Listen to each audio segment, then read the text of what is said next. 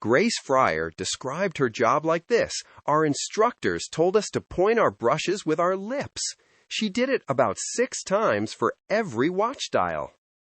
The paint was radium. From 1917, the United States Radium Corporation in Orange, New Jersey, hired mostly young women, some only 14, to hand paint glowing dials.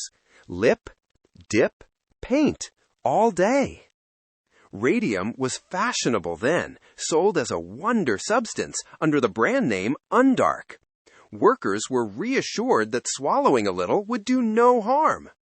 The people handling radium in the laboratory used shielding and tongs. The women painting the dials were given none.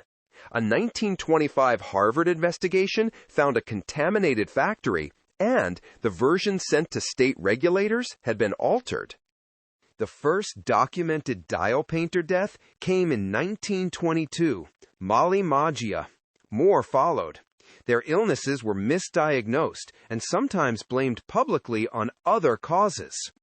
Grace Fryer decided to sue in 1925, then spent 2 years just finding a lawyer who would take it. In May 1927, 5 women filed: Grace Fryer, Edna Hussman, Katherine Schaub, Quinta MacDonald, and Albina Larice. In 1928, days before trial, the companies settled. $10,000 each, medical costs, and $600 a year for life. All 5 were dead by 1946. It happened again in Ottawa, Illinois.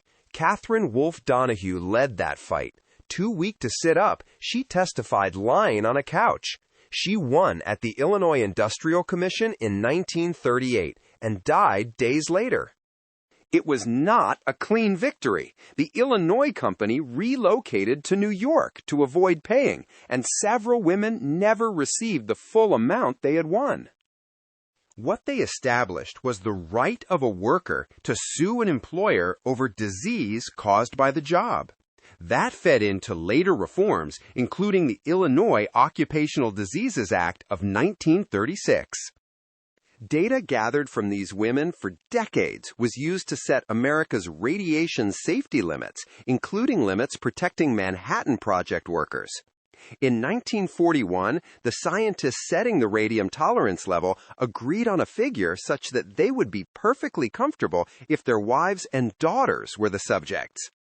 Sum the facts, snap the story. Grace Fryer, Catherine Donahue, they were dying, and they sued anyway, so the next workers would not have to.